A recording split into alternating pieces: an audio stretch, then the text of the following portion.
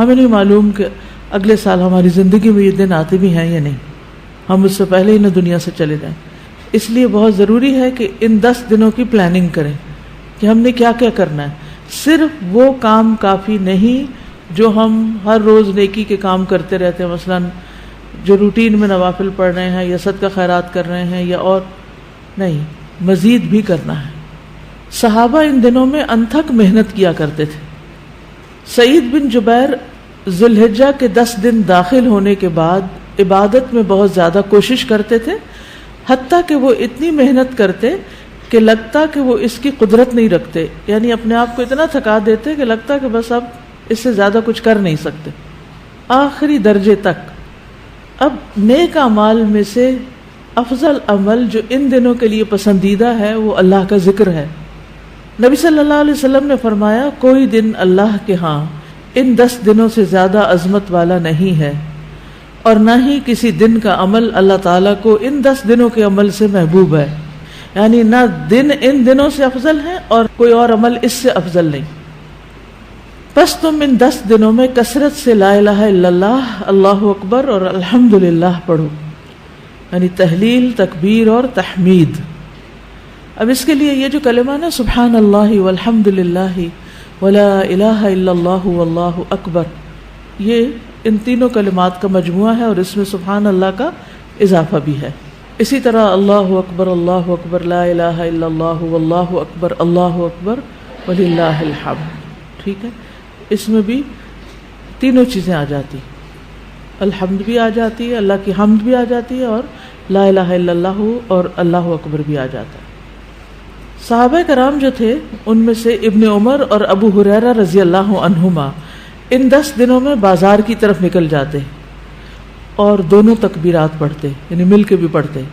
لوگ ان کی تکبیر سن کر تکبیر کہتے، یعنی یہ پڑھتے تو جو سنتا تو وہ بھی کہنا شروع کر دیتا. تو لوگ ان کی تکبیر سنتے کا کیا مطلب ہے کہ یہ تکبیرات اونچی آواز سے پڑھ رہے ہوتے تھے. آپ دیکھیں گھروں میں اکثر لوگ گنگناتے رہتے ہیں یا کچھ، تو گھروں میں بھی تکبیرات اونچی آواز سے پڑھیے، چلتے پھرتے اونچی آواز سے پڑھیے تاکہ دوسروں کو یاد آ جائے. اونچی آواز سے پڑھنے کا مقصد اصل میں کیا ہے؟ یاد دہانی، کہ دوسرے لوگ بھی پڑھنا شروع کر دیں. پھر اسی طرح محمد بن علی جو تھے، ان صحیح بخاری میں آتا ہے کہ وہ نفل نمازوں کے بعد بھی تکبیر کہتے تھے. یعنی نفل نماز پڑھ کے، جیسے تہجد کے پڑھے یا چاشت اشراق کے پڑھے یا پھر اس کے علاوہ، تو وہ نفل پڑھ کے بھی تکبیر پڑھتے تھے. اسی طرح عورتیں بھی تکبیرات پڑھتی تھی. ابن عمر منا کے ان دنوں میں نمازوں کے بعد بستر پر، راستے میں اور دن کے تمام ہی حصوں میں تکبیر کہتے، یعنی ہر موقع پہ کہتے. انہوں نے صرف نفل کے لیے خاص نہیں کیا تھا، یہ صرف بازار کے لیے ہی نہیں بلکہ بستر پہ بھی کہتے اور راستے میں بھی اور خیمے میں بھی اور ہر جگہ. اور ان میں سے کوئی بھی آپ الفاظ پڑھ سکتے ہیں، اللہ اکبر لا الہ الا اللہ واللہ اکبر وللہ الحمد، اور اللہ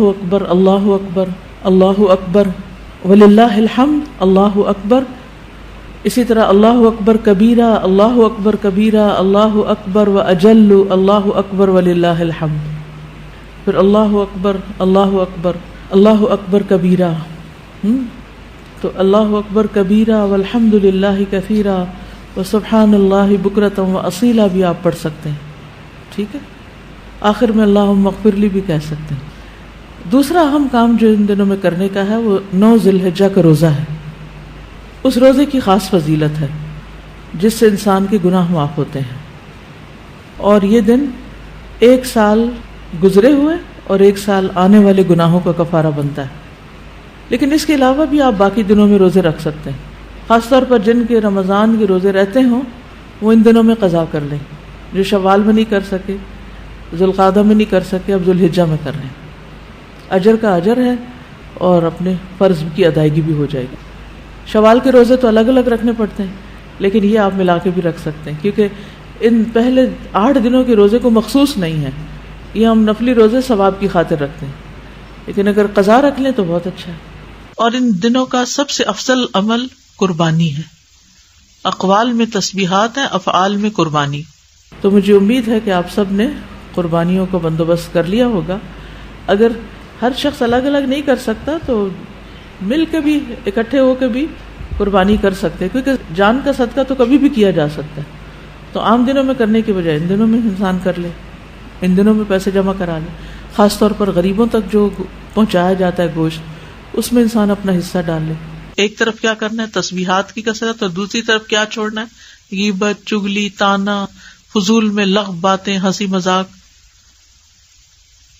اپنے شر سے دوسروں کو محفوظ رکھنا، اپنی زبان سے دوسروں کو اذیت نہیں دینا، بدگمانی، تجسس، ٹوہ نہیں لگانا، آر نہیں دلانا، نفرت و بغض نہیں کرنا، ظلم نہ کرنا ہے نہ ہونے دینا ہے، کسی کو بے عزت نہیں کرنا، آر دلانا اور تانا دینے والی عادتوں کو چھوڑنا ہے. ٹانٹنگ، وہ جو عادتیں ہوتی ہیں نا، ان کو بھی چھوڑنا ہے.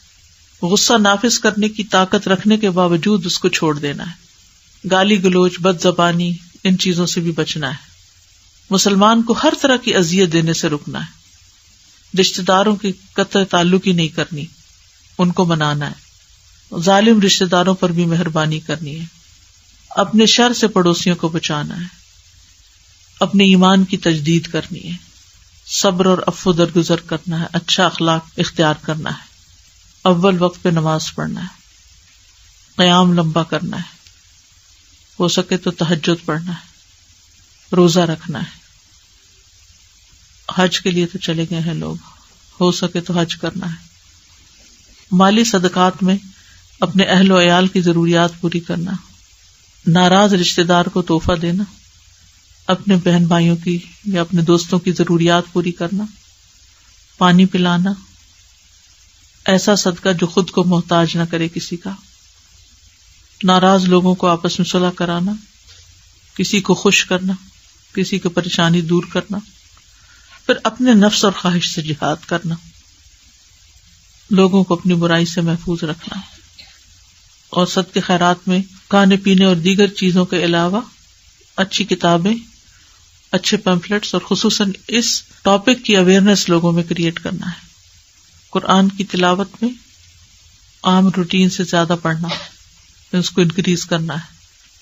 اللہ سبحانہ وتعالی ہمیں عمل کی توفیق عطا فرمائے.